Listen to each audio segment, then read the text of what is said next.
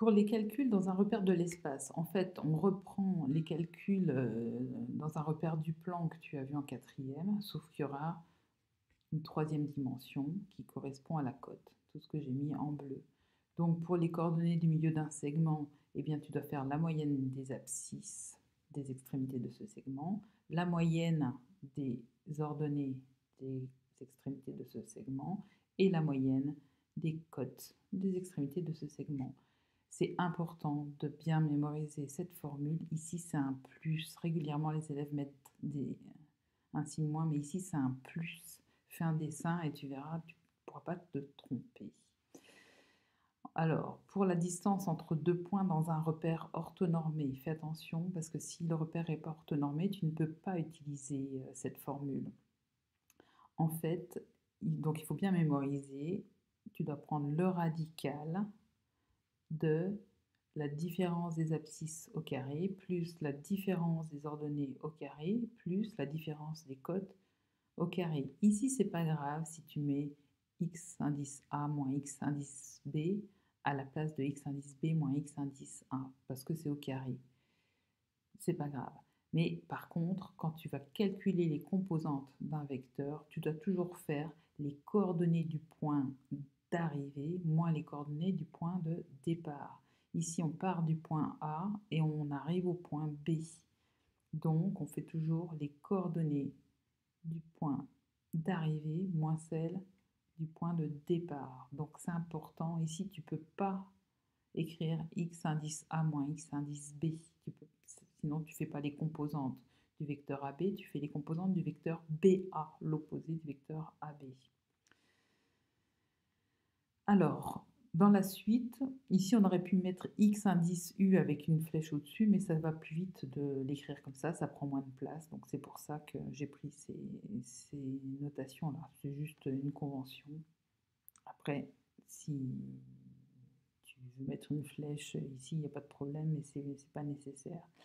Donc quand on a un repère orthonormé, toujours, le vecteur U, il aura pour norme sa longueur.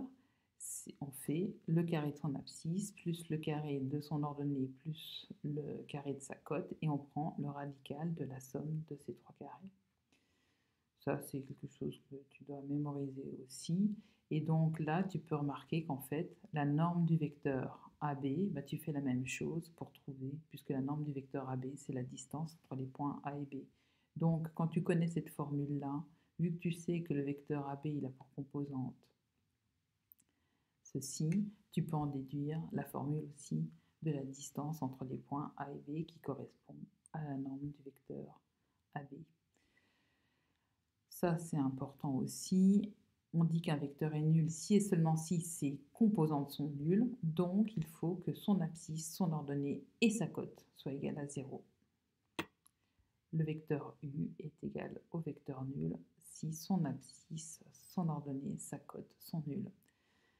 Des vecteurs U et V sont égaux si et seulement si leurs composantes sont égales. Donc on écrit U est égal le vecteur U est égal au vecteur V, leurs abscisses sont égales et leurs ordonnées sont égales et leurs cotes sont égales. C'est important de mettre des et ici et pas des ou. Il faut qu'on ait ces trois égalités pour que les vecteurs soient égaux.